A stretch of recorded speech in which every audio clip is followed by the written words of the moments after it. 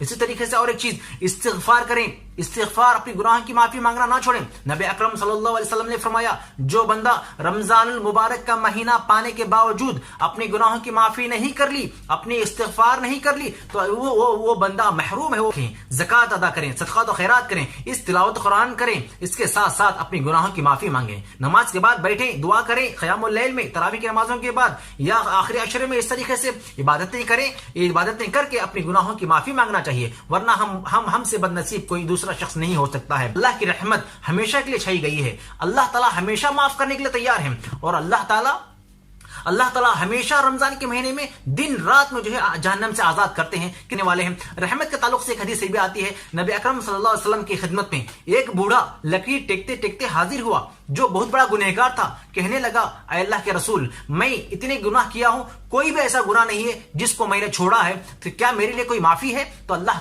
کے رسول صلی اللہ علیہ وسلم نے پوچھا حل اسلمتا، کیا تو نے اسلام قبول کیا ہے؟ تو اس نے کہا کہ ہاں میں نے اسلام قبول کیا ہے، اشہد ان لا الہ الا اللہ واشہد ان محمد رسول اللہ۔ تو نبی اکرم صلی اللہ علیہ وسلم نے کہا اب جا، تیرے سارے گناہ نیکیوں میں بدل دیے جائیں گے، اب جو باقی زندگی ہے اس کو نیکیوں میں گزار دے، اللہ کو راضی کرنے کے لیے گزار دے۔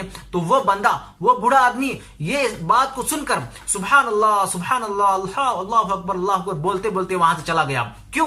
اللہ کی رحمت اتنی بڑی، اللہ تعالیٰ اتنا بڑا رحم کرنے والا ہے، اللہ تعالیٰ اتنا بڑا معاف کرنے والا ہے کہ میری ساری زندگی گناہوں میں گزر گئی لیکن پھر بھی اللہ تعالیٰ مجھے معاف کر رہا ہے، کتنا بڑا رحیم ہے اللہ تعالیٰ۔ یہ بوڑھا یہ بات سوچ کر وہاں سے اللہ کی تعریف، اللہ کی حمد بیان کرتے ہوئے وہاں سے چلا گیا ہے۔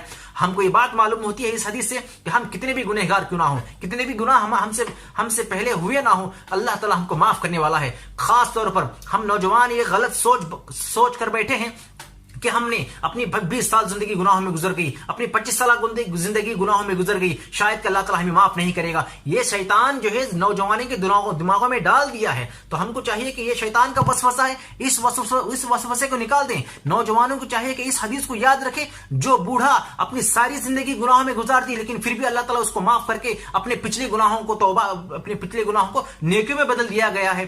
کیوں؟ اس نے سچی توبہ کی۔ ہم کو چاہیے کہ ہم نوجوانوں کو جو پچھلے گناہ ہوئے ہیں اس کے لیے سچی توبہ کریں۔ تو سچی توبہ کیا ہے؟ گناہوں کو چھوڑ دینا چاہیے، دوبارہ نہ کرنے کا ارادہ کریں، اور جو گناہ ہوئے ہیں اس پر شرمندگی محسوس کرنا چاہیے کہ مجھے وہ گناہ نہیں کرنا چاہیے تھا، اللہ تعالیٰ مجھ سے کتنا ناراض ہو گیا ہوگا۔ تو اس طریقے سے اپنے گناہوں پر نادم ہونا چاہیے، گناہوں پر شرمندگی محسوس کرنی چاہیے، تو اس وقت اللہ تعالیٰ ہماری گناہوں کو معاف کر کے ہمارے پچھلے گناہوں کو نیکیوں میں بدل سکتے ہیں۔ اللہ تعالیٰ سے امید رکھنا چاہیے۔